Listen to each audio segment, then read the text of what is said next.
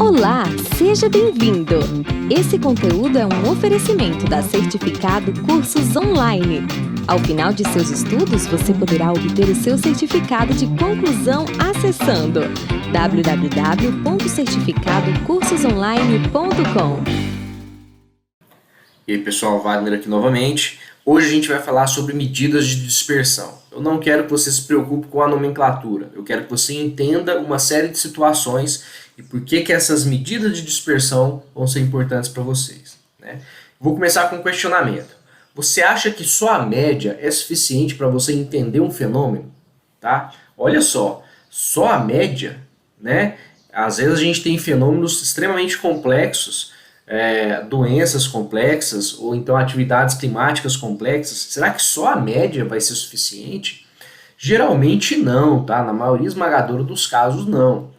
Muitas vezes, mesmo que a média, mediana, moda seja igual entre duas situações, não é suficiente para você bater o martelo e falar que essas duas situações são idênticas, tá bom? Imagina que você utilizou um fertilizante numa cultura, na outra cultura não usou um fertilizante, tá? E aí você pega a média e fala assim, as médias são iguais, então quer dizer que não teve efeito nenhum. Calma lá, não é bem assim que funciona, tá bom? Tem algumas situações onde a média pode ludibriar a gente a perceber uma situação erroneamente e vai tomar uma decisão errada também, tá? Não é isso que a gente quer.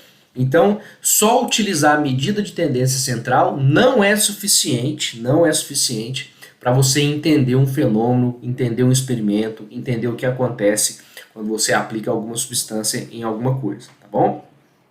E a gente vai sempre determinar a média primeiro.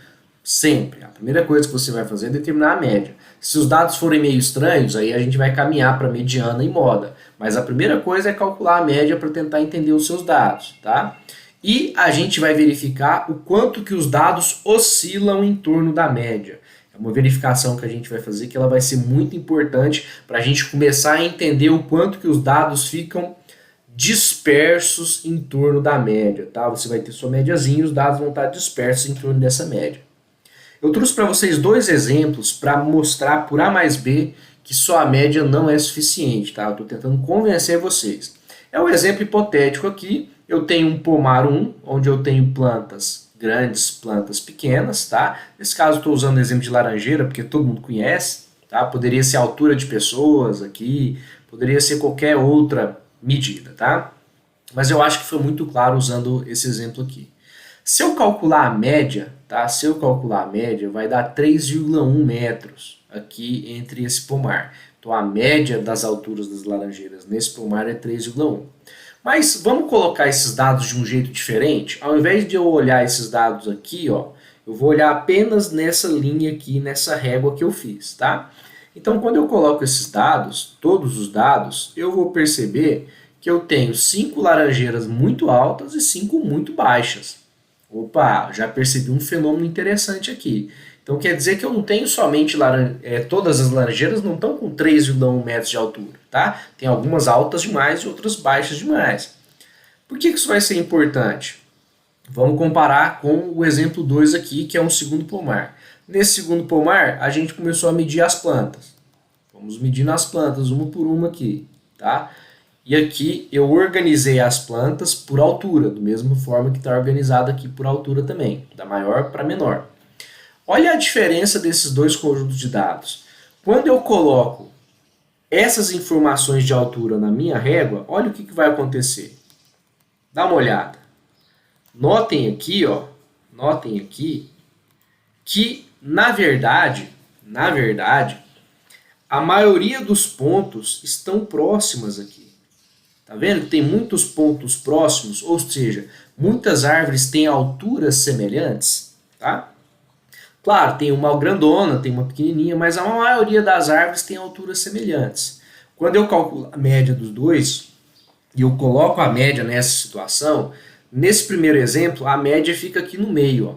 Ou seja, ela não representa nenhuma árvore, não tem nenhuma árvore com altura próximo da média, tá? Nesse segundo caso, não. Nesse segundo caso, eu tenho pelo menos 7 árvores ali que tem um valor de altura próximo à média que eu calculei. Ou seja, aqui em cima eu tenho dados heterogêneos, Wagner, como assim heterogêneos? Uma grande variação nos dados, tá? Uma grande variação nos dados, plantas grandes, plantas pequenas.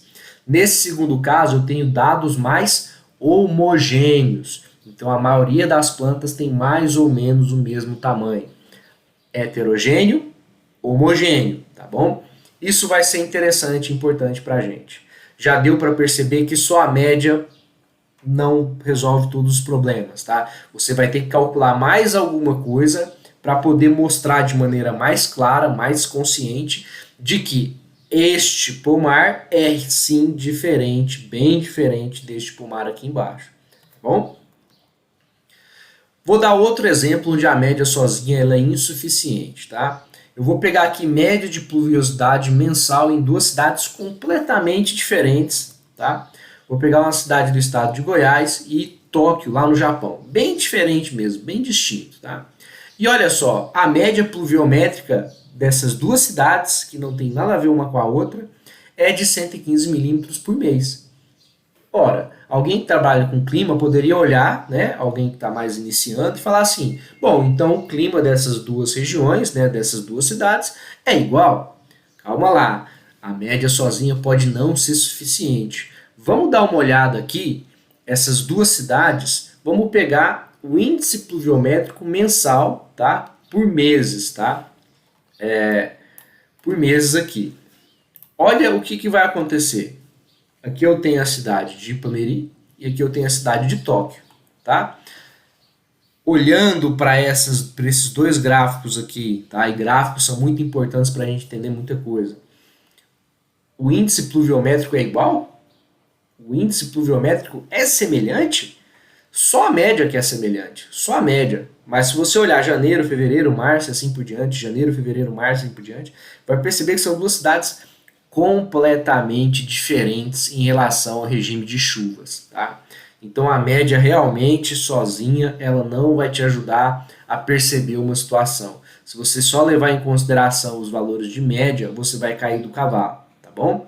Então é por isso que se desenvolveu na estatística medidas de dispersão. A gente calcula a média, no nosso caso, e a gente vai verificar o tanto que os dados estão desviados, estão dispersos em relação à média. Isso vai ser bastante importante para a gente, tá? Eu passei para vocês já o conceito de homogeneidade e heterogeneidade, mas eu faço questão de deixar um slide aqui para vocês darem uma olhada, tá? Então, se a gente precisa de mais dados, além da média, para entender um conjunto de dados hipotéticos, a gente vai estar verificando sempre se os dados realmente estão próximos à média ou se os dados estão muito distantes daquela média, tá? Então, se você tem uma variação muito grande de dados, é heterogeneidade, ou os dados são mais ou menos todas as plantas, todas as pessoas, todo mundo tem mais ou menos aquela altura, aquela massa e assim por diante, depende da variável, tá? Quanto mais homogêneos os dados, melhor para você. Mais fácil vai ser para você confirmar uma diferença entre duas situações, tá? Quanto mais os dados forem heterogêneos, mais trabalho você vai ter para entender um determinado assunto. Wagner, eu trabalho numa área de pesquisa onde os meus dados são muito heterogêneos, o que eu faço? Aumente o número de amostras, tá? Que foi tema das primeiras aulas lá. Então, sempre que você coletou algumas informações, viu que está tendo uma discrepância muito grande, vamos aumentar o número de informações ou definir melhor o que é a sua população, categorizando melhor a sua população, tá? Uma outra maneira aí.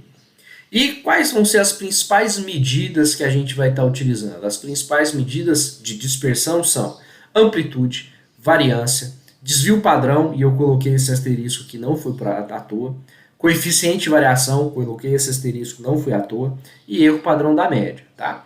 Na aula de hoje, a gente vai aprender somente amplitude para não ficar muito desgastante para vocês, porque são muitas variáveis, tá?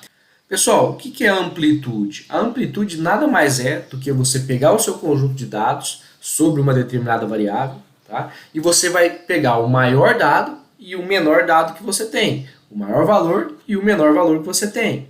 E aí o que você vai fazer? Vai tirar um pelo outro, tá? Maior valor menos o menor valor. Não faça o contrário, senão dá número negativo, tá? Então é o maior valor menos o menor valor. É simples assim, tá bom? Eu vou mostrar aqui um exemplo para vocês, um exemplo hipotético, tá? Um exemplo bem simples.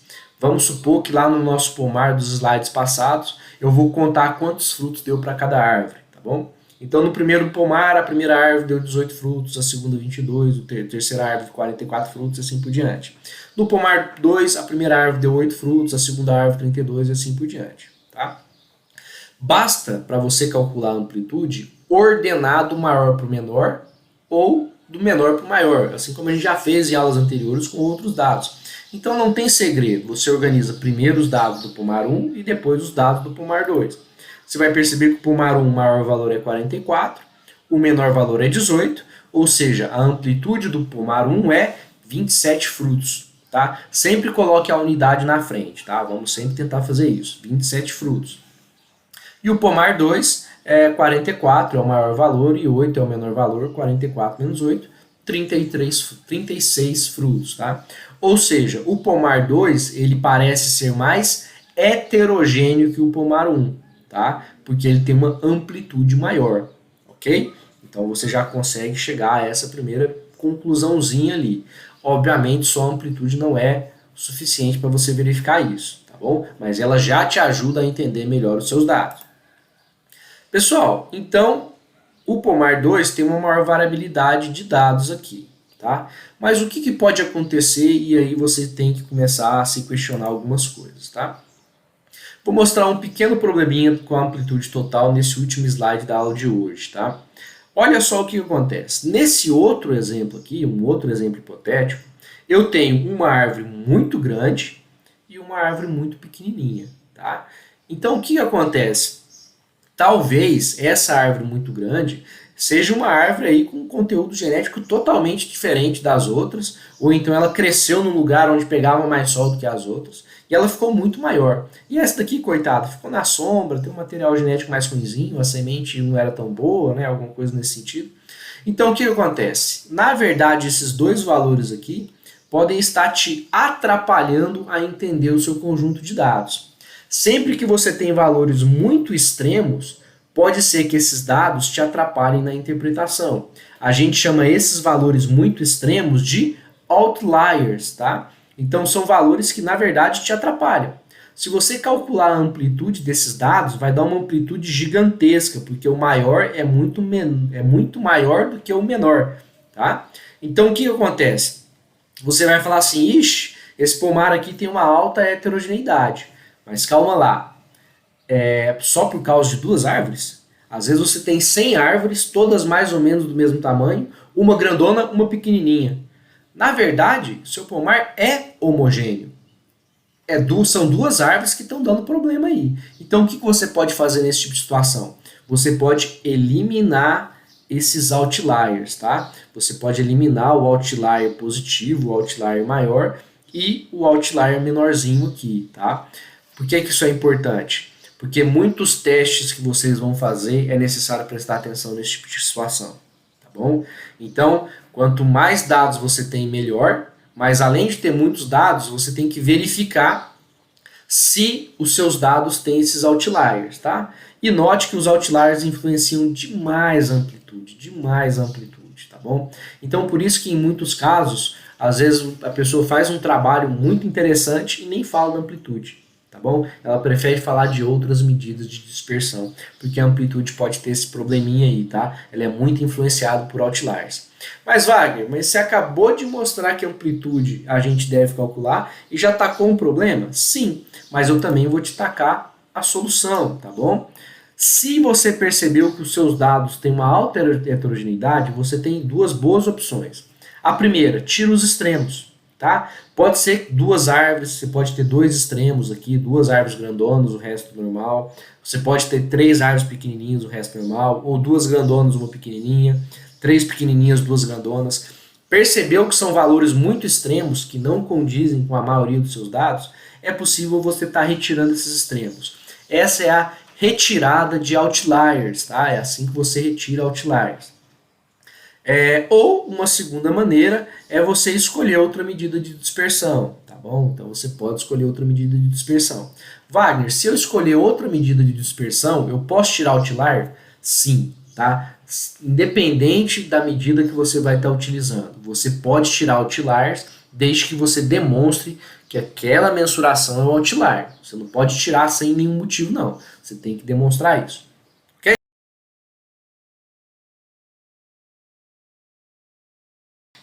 Pessoal, tudo bom? Eu vou mostrar para vocês agora como calcular a amplitude, tá? Tema da nossa última aula, e como detectar outliers, tá? Uma maneira rápida de detectar outliers.